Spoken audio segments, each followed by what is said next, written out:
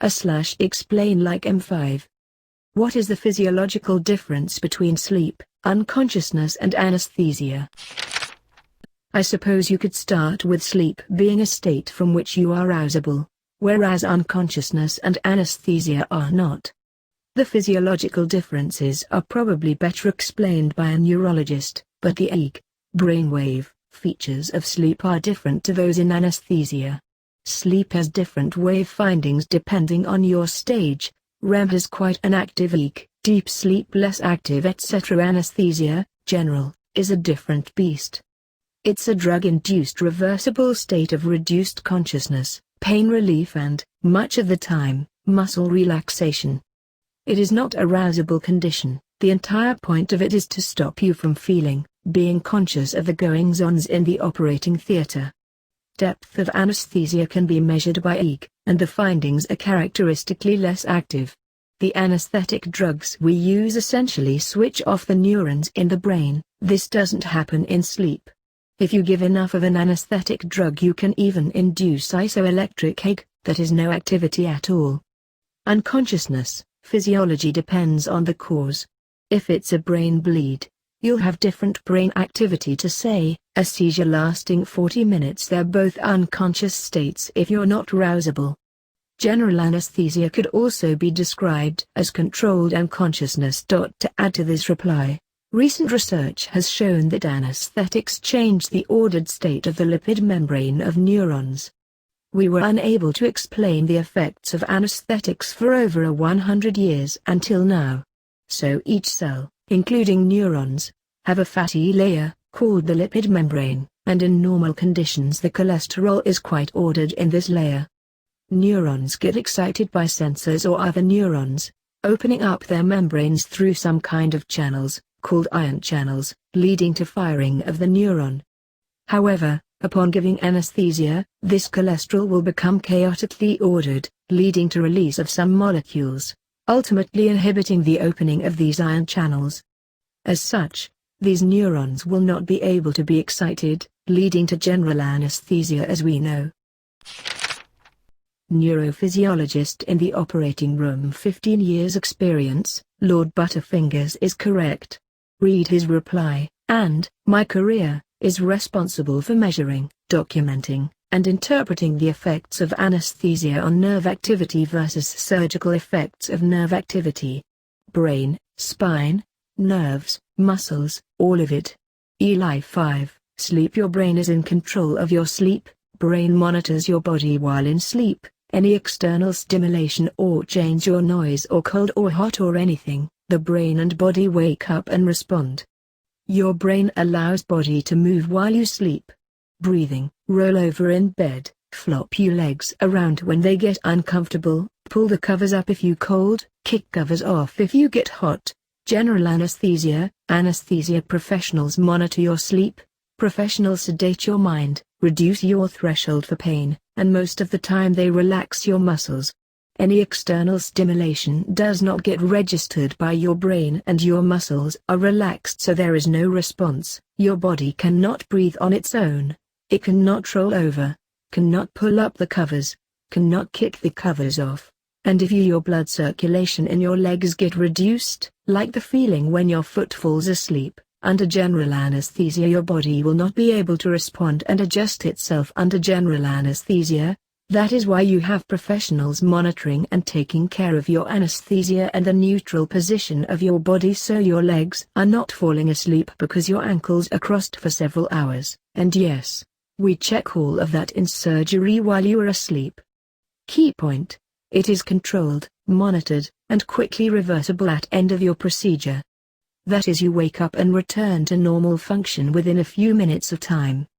Also, different anesthesia drugs have different effects on EEG, and any combo of drugs as well. Unconscious, Eli 5, the mind is protecting itself and your body's vital organs only. Something caused the brain to go into critical status, so instead of the brain monitoring every single body function while you sleep normally, now it is only monitoring the basic functions. This is not controlled by an anesthesia professional, and there are different levels of what the brain is controlling, functioning and what is not, but the key point is the brain chooses to stop control over various body functions on its own, for whatever reason, and when the brain is ready to resume responsibility it will resume control on its own, depending on level of trauma, damage, reason in the first place. Think about a chokehold from two kids playing rough and play wrestling, and one kid just holds the chokehold a bit too long and his friend passes out. Unconscious kid collapses and loses muscle control and tone, then kid starts to breathe as soon as the hold is released, then the kid opens his eyes within 5 seconds, feels a little dizzy for 15 seconds, then is back to normal.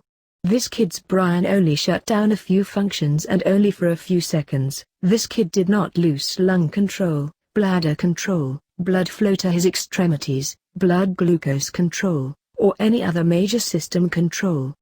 Now think about the traumatic car wreck where a patient is ejected from a vehicle and suffered massive blood loss and head trauma. This patient's brain will shut down several functions for a very long time while the body and brain recover.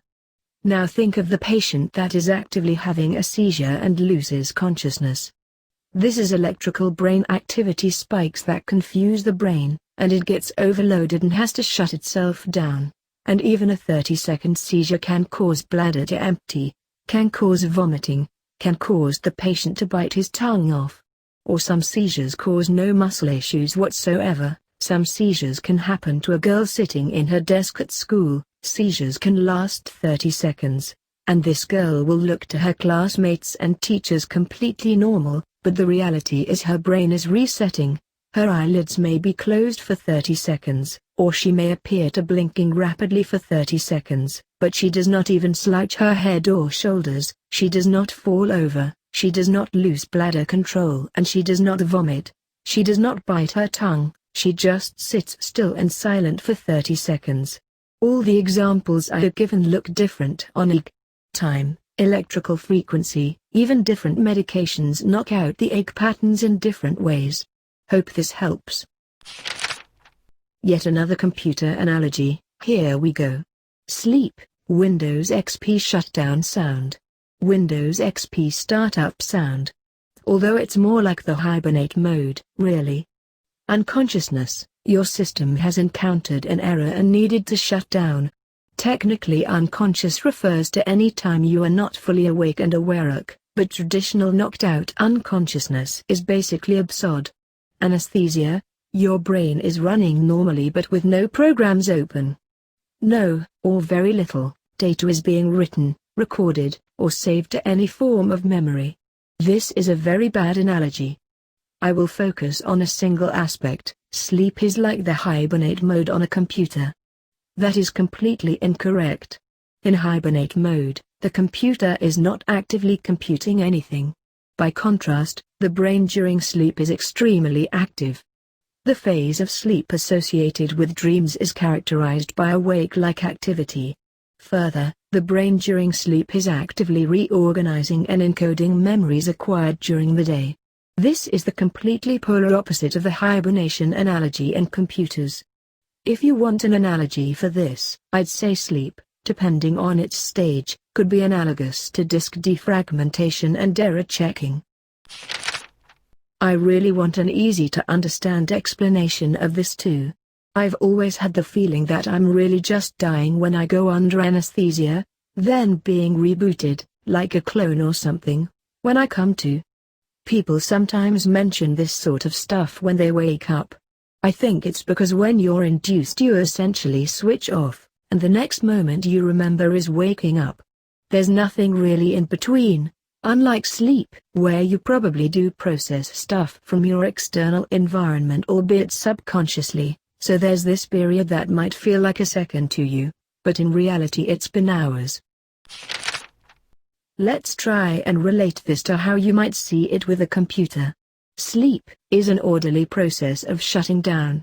Buffers are flushed and processed are stopped in an orderly and predictable manner. And becoming awake is the reverse, where things start back up in a similar orderly manner. Anesthesia is more like a suspend or hibernate mode. There is no gradual shutdown, you are running like normal one moment and the next you are not running, so to speak. Aside from baseline processes, everything is just stopped or suspended. Unconsciousness. This normally happens when something goes wrong. Going into shock, having a bad reaction, getting hit in the head, etc. It's like your computer crashing and getting upsod. Notable is the loss of data, like in a blackout. One moment you might be fine and the next you are laying on the floor with no memory of anything in between the two. I probably butchered this bad, but you should get the point. Not a super technical answer, but as someone who's gone under for surgery, when you're asleep you're still aware to some degree of time passing. You're having thoughts and whatnot. When I went under I remember breathing in the gas and then it was like I blinked, literally like just blink, it was that fast, and I was in a completely different room hours later. Super simply, sleep is physiological, meaning, normal, state, from which you can be woken up. Your brain is not off. It processes quite a lot of information. Unconsciousness is a state from which you are not easily awaken. Most often it is not a normal occurrence, something went wrong, a hit to the head, lack of oxygen, etc. Anesthesia, or more precise, narcosis, is artificially induced unconsciousness. Powerful drugs are used to put you out, and only if those drugs wear off or are reversed with other drugs, you wake up. Properly done, you don't feel pain or other sensations. Anesthesia, sleep, narcosis, and forget the immediate time around the event. Amnesia. In sleep, there is a specific pattern of cycles of NREM and REM sleep. We are arousable from sleep and also sensitive to any stimulus. For example, let's take a painful stimulus. But in anesthesia is a type of unconsciousness which is induced by the doctor. Also there are different types of anesthesia, including the nerve block, spinal and epidural anesthesia. Only in general anesthesia there is complete loss of consciousness. Not in other forms like nerve blocks. And unconsciousness is a broad term, which is caused due to accidents. Also syncope is a form of unconsciousness. Syncope is what happens to people when they see blood and faint. So the person is unconscious for that period of time. Unconsciousness means any state in which you are not aware. You are not perceiving what's going on around you, for whatever reason. You're not behaving like a normal person who walks and talks and senses the world around them and remembers events. Philosophically we could say even death counts as unconsciousness, but generally when we say unconscious we mean that you are not aware but also you're still alive. Sleep is the most common version of this, and it is the most rousable. Most people when sleeping normally can be woken up by noise, movement, lights, or other sensory input. Then there's all the other versions of unconsciousness, in which a person is usually not rousable. You can't simply wake them up. There's something preventing that. They could be drugged, they could be suffering some kind of brain damage, lack of oxygen, etc. Anesthesia is a form of drug-induced unconsciousness. A coma is a type of brain problem. Your brain isn't functioning the way it's normally supposed to, because of injury or illness.